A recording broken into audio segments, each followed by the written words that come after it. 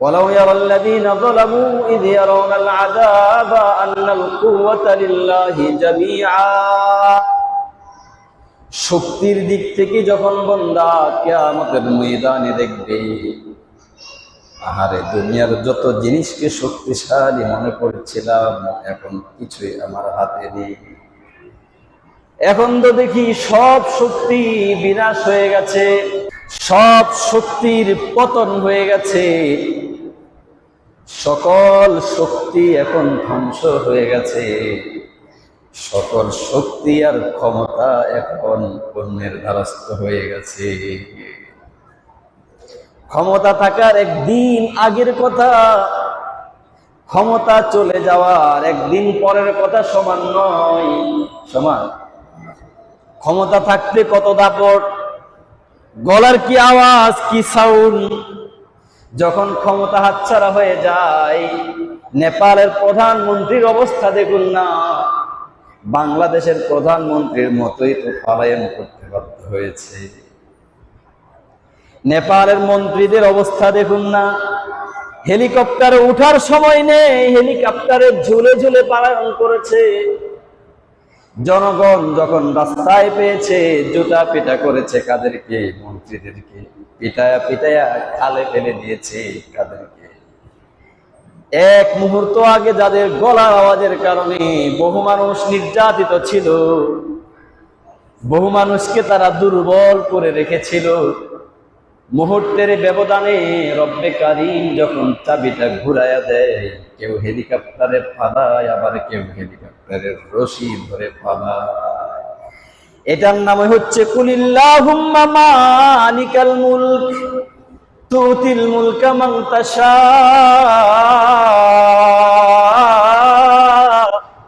ওয়া তানজিউল মুলকা মিম্মান তাশা। আল্লাহ পাক বলেন, বান্দা দেখো না, দুনিয়াতে ক্ষমতা পেয়ে মনে করো তোমার যোগ্যতা বুঝি। যোগ্যতা থাকলে একদিন আগেও ছিল, পরের দিন কেন নেই? পরের দিন তো তোমার যোগ্যতা আরো বেশি হয়েছে।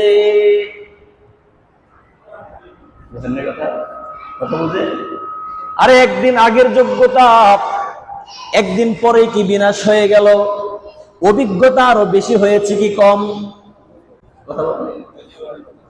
16 বছর আগে যদি অভিজ্ঞতা থাকে, 50 বছরের 16 বছর পরে হবে 66 বছরের অভিজ্ঞতা। 50 বছরের অভিজ্ঞতায় যদি ক্ষমতা পাওয়া যায়, 66 বছরের অভিজ্ঞতাই কেন ক্ষমতা হারাবে? বুঝেন নাই? বিশ্বাস বুঝি হয় না, ক্ষমতা দেয় কে? বিশ্বাস বুঝি হয় না, শক্তি দেয় কে? বিশ্বাস যদি না হয়, তাহলে বাংলাদেশের প্রধানমন্ত্রীর পতনকে একবার দেখো। তাও যদি বিশ্বাস না হয়, নেপালের প্রধানমন্ত্রীর পতনটাকে একবার দেখো। একদিন আগে তুমি মানুষ খুন করেছিলে, একদিন আগে তুমি মানুষের সম্পদ আত্মসাৎ করেছিলে, সম্পদের পাহাড় করেছিলে, মানুষের রক্তের বন্যায় তুমি শরীক হয়েছিলে। পরের দিন দেখো না, তোমার রক্তের বন্যায় আরেকজন শরীক হয়ে গেছে। পরের দিন দেখো না, তোমার অট্টালিকায় আগুন লেগে গেছে। হাজার হাজার কোটি টাকার সম্পদ যা আগের দিন ছিল স্বৈরাচারের হাতে, পরের দিন চলে গেল জনগণের হাতে। আগের দিন যাদেরকে দুর্বল মনে করছিস, পরের দিন তারা হয়ে গেছে শক্তিশালী। আগের দিন যারা মাজলুম ছিল, পরের দিন তারা হয়ে গেছে প্রতিশোধ গ্রহণকারী। কথা বুঝেন না? জালেমেরা কুফতাদি দামনি মেরুজ, জালেমেরা কুফতাদি দামনি মেরুজ, গুফতামি ফিতনাস সে খাবশ বুরদাবে, ওয়াকে খাবশ বেহতর আজ বেদারিস, আচুনি বদ জিন্দেগানি মুরদাবে। এ কারণেই আল্লাহর এক কবি বলেছেন, এই জালেম, দুনিয়াতে তুই জেগে থাকার চেয়ে তোর ঘুম অনেক ভালো। আর যেই ব্যক্তি জেগে থাকার চেয়ে ঘুমে থাকা ভালো, ওই ব্যক্তির জীবনের চেয়ে মরণ ভালো। যারা ক্ষমতা পেয়ে জুলুমবাজি করবে, তারা ক্ষমতা পাওয়ার চেয়ে না পাওয়া ভালো। কারণ জুলুমবাজি করার আগে তো তুমি মানুষের কাছে ভালো ছিলে, ক্ষমতা পাওয়ার পর জুলুম করবা, চিরতরে মানুষের কাছে পচে যাবে। কি বলেন, ঠিক কিনা? অসত্য বললাম? হায় হায়। কুলিল্লাহুম্মা মালিকাল মুলকি তুতিল মুলকা মান তাশা।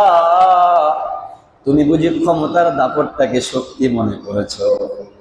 তুমি বুঝি ক্ষমতার দাপটকে বড় ক্ষমতাওয়ালা মনে করেছো?